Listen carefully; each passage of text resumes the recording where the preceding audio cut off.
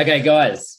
So we're going to break this up. We're going to go team by team. We're going to say players you should know, players you might know, and players you might not know. So as we said, they've got to be young, hot shit players, or they could just be players that are newly signed into the competition that we want to keep an eye on as well.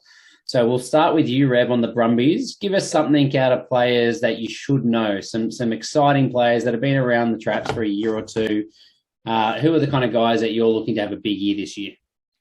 The player you probably should know, well, everyone should know, is Rob Valentini. Well, he's still only 23. It's amazing that he's that young because he cemented himself as a real quality test number 8 last year and also had a really dominant Super Rugby Trans-Tasman. I think he scored the last try in the Crusaders game and the match after. He was, getting over right at the end. So, yeah, really dominant player. Amazing to think he's already got 43 Super Caps, 18 tests under his belt.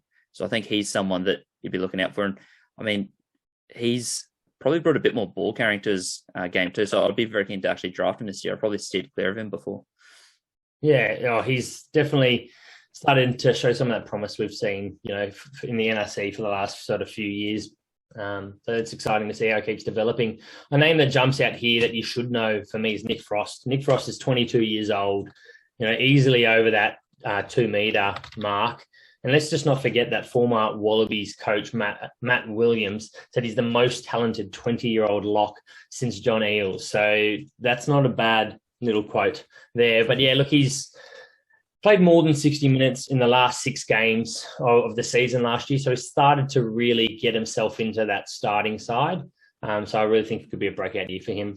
And on fantasy players and Valentini's running game, he averaged 31 last year. Same as Sam Cane, 1 point behind Akira Ioane and Peter Gasoakula. So he is right up there. 2 behind Artie Sevilla. Yeah, I think you're right, Rev. That is a very good call. He's in for a huge year. I think let's push on to the players that you might know. And I was going to take this one, but Nelson, you're basically his biggest fan, I think, at the moment because he is an open side. So yeah, look, Rory Scott, really exciting, broke into that side last year. He's a bigger body as well for that sort of open side flanker role. They shared that spot with Luke Reimer, another name that you might know. These guys, both 21-year-olds. Rory Scott's just very solid over the ball, solid ball in hand, knows how to get over the gain line, get over the try line as well. So I'd love to see him develop and get some really good game time in that Sevens jersey, but obviously he's got Brown to compete with him as well. He's 189 centimetres, so not bad. Taller than, your Hoopers, your Pococks, that sort of thing as well. So he's a taller, but he's still quite young. At 99 kilograms, he's going to bulk up in the next few years, I reckon. Absolutely. Rev, anyone you might know, just names that have kind of started to emerge? Yeah, the one that I think took a bit of a leap last year, but will keep going is Tom Ross. On the tight head side, I think obviously he's not going to usurp Alan Alaalatoa, but he's got already 20 caps under his belt and still only 23. Really young for a prop, especially tight head. So I think, with no more Harry Lord or Archer Holtz, there is a few less props in the system. He's been around probably the fourth most out of the props outside of the Wallabies. So I'm sort of hoping that he has a bigger year and he's someone that should develop quite nicely. I think get a few more minutes. Yep. Yeah, I think the other one, he's got some competition, I reckon, from Sefo Kautai, who is the Waikato tight head. So he's 25. I think he looks like a little bit of a talent. It'd be interesting to see if Ross just holds his spot or if they do rotate a little bit. But I agree, he's definitely a really good developing prop. And the Brumbies, I think they've probably got the best front row coaching in the entire competition. Like anyone that spends a few seasons there seems to develop into a world-class prop. So it's a good place to be. You can be on the bench and you're still a Wallaby. Yeah. So it's not bad. That probably says it all. Yeah. Guys, players you might know. I had one. That you might not know. I had one that stood out to me. First of all, I want to say Ed Kennedy. Yeah. So he's 27 years old, 196 centimetres, 110 kilos. He's a big, big boy. He's been playing over at Scarlets 2018 to 2021. He doesn't start every game over there, but he does get a fair bit of game time. He's listed as a lock and back rower, but he plays 6, 7, and 8 over there as well. He's originally playing through Randwick. I think he played a fair few games of first grade, 2014 to 2017. So he's been around the traps in Australia for a long time, come home to chase his Wallabies dream. And McKellar's saying he's kind of a lock 6 option. And I know there's a lot of depth there, but that kind of versatility, he's a big unit, and he's an exciting player, and one that I hope we get to see a little bit of emerge this year. How about you? Got anyone that you might not know?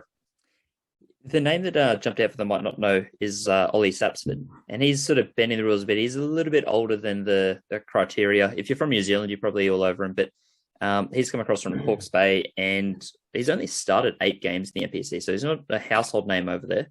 But 191 centimeters, 104 kilos, loves to play in the midfield. He can play wing, but he's lining up at 12 in the second half of the Brumbies trial this weekend. So, I mean, looking at that, I'm very excited. But also knowing that he's got an AFL background, that really adds a little bit of dimension to his, I guess, ball playing ability and kicking ability at Hope if he does play that 12 role. So it's nice to see Sapson come in. And I think while we might not know him yet, one to look out for.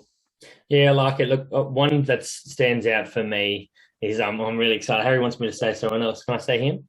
Well, no, I was just going to say Hudson Crichton was the other bloke that I had my eye on. He's obviously in direct competition with Sapsford for some game time as well. So another just excellent young centre that's come down from the Reds, who I think the Reds were very disappointed that he got poached. He made his debut, just got a cheeky 5 minutes against the Hurricanes last year, and he's excellent. Another talented outside centre, only 21 years old. I don't want to start conspiracies, but I mean, it screams that there's a bad culture at the Reds, doesn't it? If young players like this are leaving, there's something wrong with the Red system.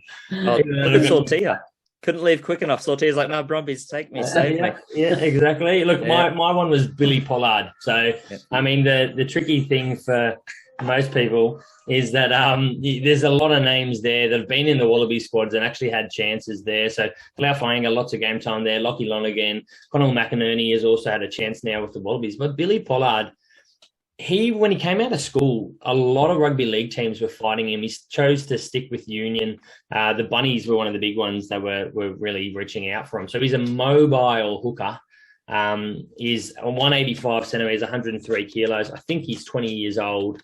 But yeah, he got a little bit of game time, 16 minutes last year. So he's someone that I'm really, really excited to see. But something big's gonna have to happen for him to get lots of game time. But if he gets on the paddock, he's definitely a wrecking ball, I reckon, with ball in hand.